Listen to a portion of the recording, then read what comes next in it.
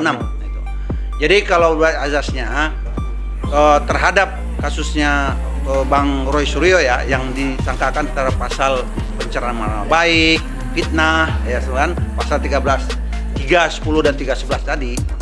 Kalau kita ambil ke peraturan yang baru, undang yang baru itu kalau nggak salah ya pasal 333 nama 334 nama 3334 gitu.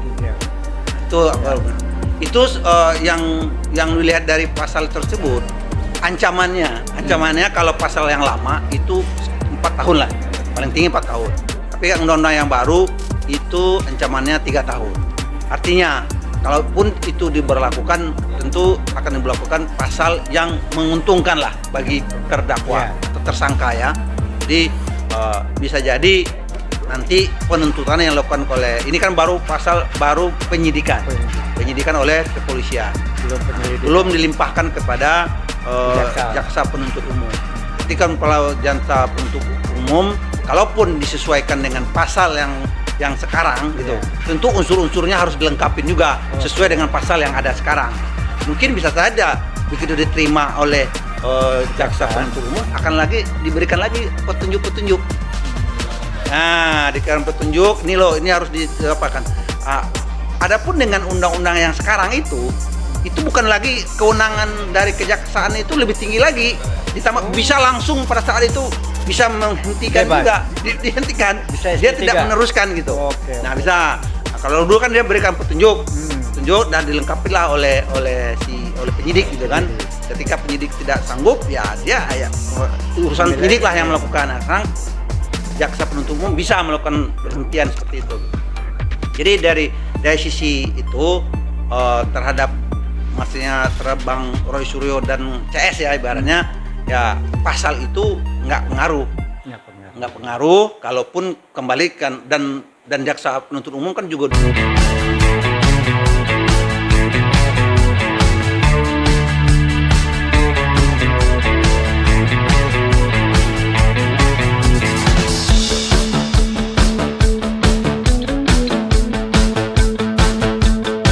Bismillahirrahmanirrahim.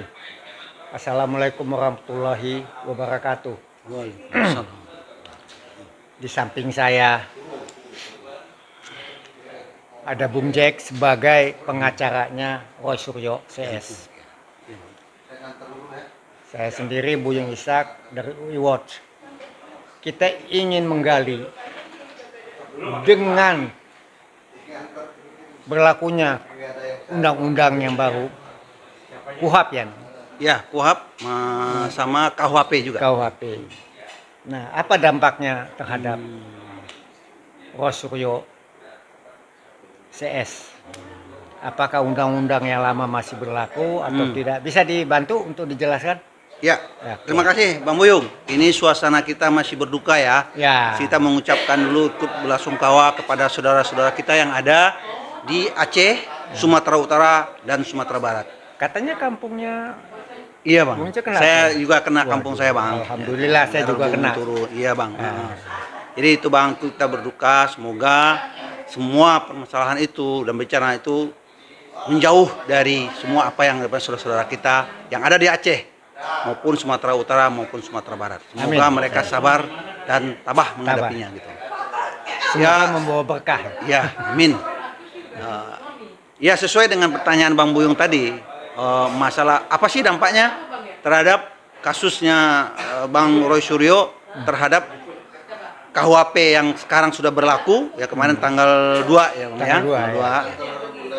Kalau untuk ya itu hal yang biasa ya Bang ya, kalau masalah undang-undang berlaku itu memang tidak berlaku surut. Nah, kalau bilang kan asas tidak berlaku surut. Kita lebih kalau seharusnya harus begitu undang-undang itu diberlakukan langsung otomatis itu akan berlakukan kepada siapa aja yang melakukan tindak pidana. Biasanya beberapa hari atau beberapa bulan baru berlaku. Ini langsung. Kalau udah langsung karena itu kan undang-undangnya juga sudah diapakan waktu 2023 ya. Diberlakukan sampai tanggal 2 mulai dari tanggal tahun 2026 itu. Jadi kalau azasnya terhadap kasusnya Bang Roy Suryo ya, yang disangkakan antara pasal pencemaran nama baik, fitnah, ya kan, pasal 13, 310 dan 311 tadi. Kalau kita ambil ke peraturan yang baru, undang-undang yang baru itu kalau nggak salah ya, pasal 334 nama 3334 gitu. Nah, itu itu yang dilihat dari pasal tersebut ancamannya kalau pasal yang lama itu 4 tahun lah, paling tinggi 4 tahun. Tapi undang-undang yang baru itu ancamannya 3 tahun. Artinya kalaupun itu diberlakukan, tentu akan diberlakukan pasal yang menguntungkan lah bagi terdakwa atau tersangka ya. Jadi bisa jadi nanti penuntutan yang dilakukan oleh, ini kan baru pasal baru penyidikan oleh kepolisian, belum dilimpahkan kepada jaksa penuntut umum. Nanti kan kalau jaksa penuntut umum, kalaupun disesuaikan dengan pasal yang sekarang gitu, tentu unsur-unsurnya harus dilengkapi juga sesuai dengan pasal yang ada sekarang. Mungkin bisa saja begitu diterima oleh jaksa penuntut umum akan diberikan lagi petunjuk-petunjuk. Nah, diberikan petunjuk, ini loh, ini harus diapakan. Adapun dengan undang-undang yang sekarang itu bukan lagi kewenangan dari kejaksaan, itu lebih tinggi lagi. Ditambah bisa langsung pada saat itu bisa menghentikan juga, dihentikan. Dia tidak meneruskan gitu. Nah, bisa. Nah, kalau dulu kan dia berikan petunjuk dan dilengkapi lah oleh penyidik gitu kan. Ketika penyidik tidak sanggup, ya dia urusan penyidik lah yang melakukan. Nah, sekarang jaksa penuntut umum bisa melakukan penghentian seperti itu. Jadi dari sisi itu terhadap maksudnya terhadap Bang Roy Suryo dan CS ya ibaratnya ya, pasal itu nggak pengaruh kalaupun kembalikan, dan jaksa penuntut umum kan juga sudah ada surat edaran mana kira-kira yang menguntungkan buat terdakwa atau tersangka, itulah yang akan dipakai. Ya kan, tapi kan selama ini kita berharap ya, mungkin tim juga berharap ada dari tim kita, apakah ini kasus teruskan sampai ke pengadilan, apakah cukup sampai di situ. Kalau cukup kan ada beberapa ketentuan yang bisa dilakukan bisa saja itu dicabut sendiri oleh si pelapor yang itu. Bisa jadi memang kalau memang tidak cukup bukti gitu kan gitu. Nah, jadi kalau kita berharap ya mungkin seperti yang sudah mengatakan, ini bukan kasus Roy Suryo lagi. Ini udah kasus publik gitu. Ya kalau publik pengen tahu seperti apa ini permasalahannya, apakah ijazah ini benar asli atau palsu, ya sesuatunya ya di pengadilan. Kita tunggu aja di pengadilan, kita buktikan. Nah, mungkin ya dari sisi Pak Roy Suryo dan kawan-kawan ya, kita minta tadi uji laporan forensik independen ini tadi, dan bisa juga kita tambahan kami saksi ahli yang kami minta tawarkan kepada penyidik, ya mohon diperiksa. Ya, sebelum itu selama ini belum pernah diperiksa. Belum ada. Ya belum ada. Yang mudah-mudahan ya dari apa namanya kooperatifnya ibaratnya dari penyidik, mudah-mudahan akan apa yang kami mintakan tersebut dipenuhi. Gitu. Jadi ya kalau memang kita bertarung ya kita buktikan lah. Selama ini kan terakhir sudah diperlihatkan waktu gelar acara khusus itu kan sudah diperlihatkan ijazahnya. Ada 2 ijazah tuh yang diperlihatkan, ijazah SMA, SMA sama ijazah sarjananya. Ya, ini kalau kita melihat ya kasat mata, kita boleh melihat, baru melihat 2 ijazah itu saja sudah beda. Ada ya, dan kasat mata ya ada sangat berbeda banget dengan. Kalau saya lihat dari fotonya aja. Fotonya aja. Ya, mudah-mudahan lain dari fotonya aja. Fokus nanti di situ. Udah nggak sama dengan Jokowi. Begitu juga dengan apa yang namanya ijazah pembanding. Ijazah pembanding itu satu angkatan dengan Pak Jokowi itu kan ada 13 yang disampaikan oleh pihak penyidik ya. Dan itu memang belum diperlihatkan kepada kami pada saat gelar perkara karena dianggap belum dapat izin dari izin pemiliknya lah begitu. Ya, mudah-mudahan, dan kan dulu juga pernah dilakukan uji lab ya, reskrim ya yang di Mabes ya. Ada 3 pembanding sama satu angkatan. Apakah 3 pembanding itu masuk juga nanti enggak di dalam yang 13 tadi? Ya mudah-mudahan masuk.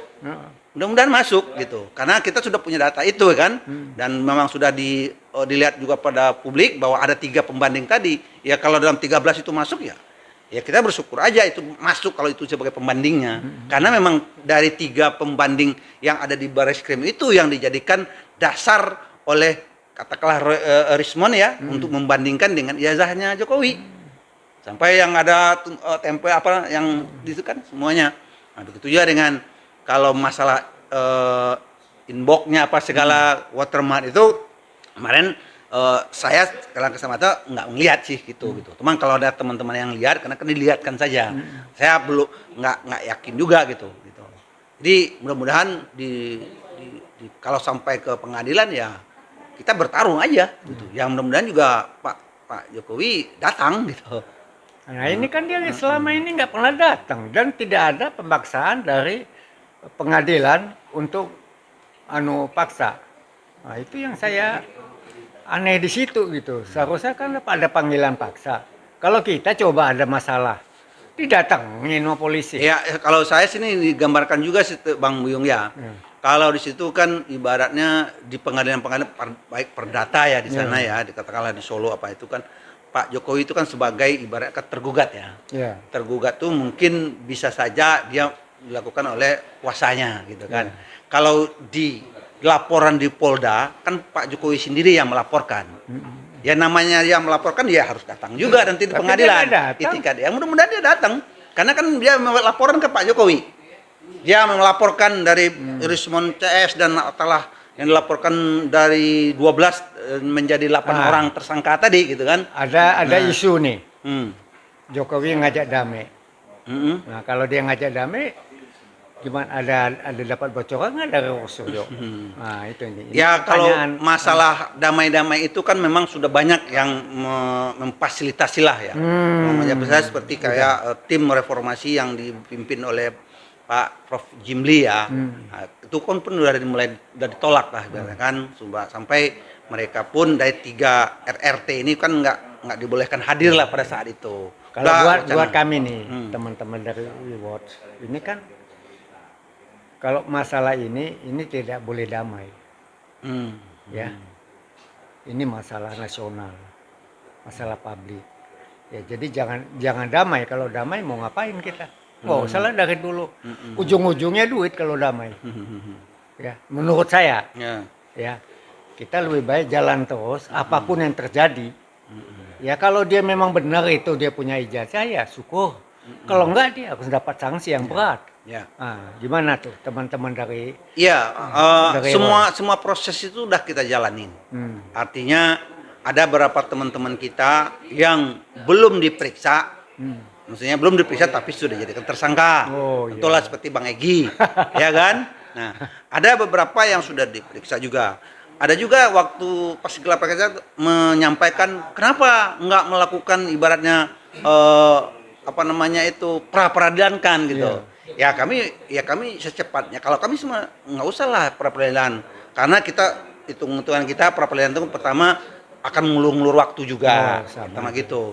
Ya kalau dapat secepatnya aja dibuktikan di pengadilan gitu. Kalau sekarang masih di tingkat penyidikan, ya begitu mungkin apa yang kami mintakan terhadap saksi-saksi yang meringankan kami itu diterima dan termasuk juga uji labnya independen itu diterima juga, ya secepatnya aja bawa ke itu ke proses namanya dilimpahkan ke kejaksaan gitu, penuntut umum. Jadi mudah-mudahan ya emang sih benar sekarang sudah kasusnya menjadi kasus publik ya. Ya publik tidak akan siapapun nanti geser ke sini ini yang nggak suka, geser ke sini ini yang nggak suka gitu kan. Tapi kami sebagai tim kuasa hukumnya Bang Rosuryo ya sudah, khususnya Bang Suryo, ayo saja kata Bang Suryo. Ini kan bukan bicara suka nggak suka ya. Jadi penegakan hukum di Republik ini ya harus dijalankan. Ya. Terlepas salah atau benar nanti itu biar pengadilan. Jadi kalau bicara damai capek deh. Ya. Kita udah berusaha, udah berjuang ya. Ya kami sering bantu secara moral ya. Bahwa perjuangannya Rosuryo ini bukan perjuangan main-main. Ini buat bangsa dan negara, buat penegak hukum sendiri, bisa nggak ditegakkan di Republik ini? Karena runtuhnya negara ini apabila penegak hukum ya itu bermain-main dan hukum tidak ditegakkan.